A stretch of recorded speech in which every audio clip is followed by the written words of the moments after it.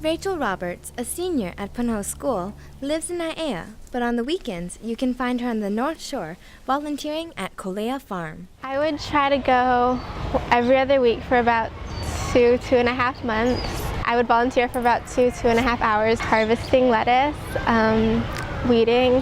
I got a chance to plant papaya trees and edible hibiscus. A couple of times I actually volunteered with him at the farmer's market, and Bill really kind of took me under his wing, and he let me come or tag along when he conducted business like with the restaurants town and downtown, so that was really neat.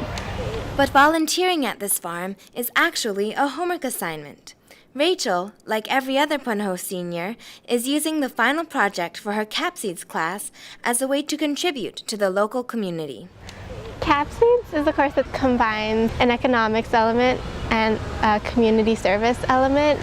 The service action is the largest part of the class. It takes up about half of the coursework.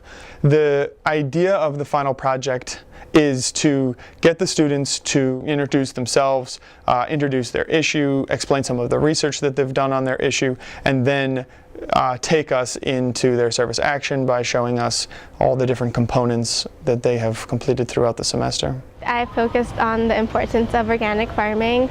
I compared it a lot to conventional agriculture and conventional farming. Kolea Farm, the farm I volunteered at, is a small local business. Rachel discovered the many challenges that organic farmers face in Hawaii.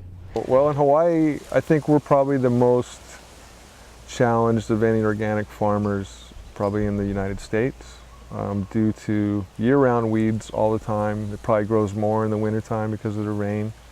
We have more pests and more disease probably than any other state. So given those two things, it's pretty difficult. But over the years I've learned how to grow things or what things grow well. And basically I'm just working with the pests. They're still there, but I'm working kind of with them and around them. I admire people like Bill who are willing to risk profit, because I think you can make $3 to $5 with every $1 you spend on pesticides, and he's willing to, I guess, risk that profit in order to help sustain the environment. The story of Rachel's project is a great example of how the CapSEEDS program encourages Punahou students to use their talents and passions to make a positive impact on the community.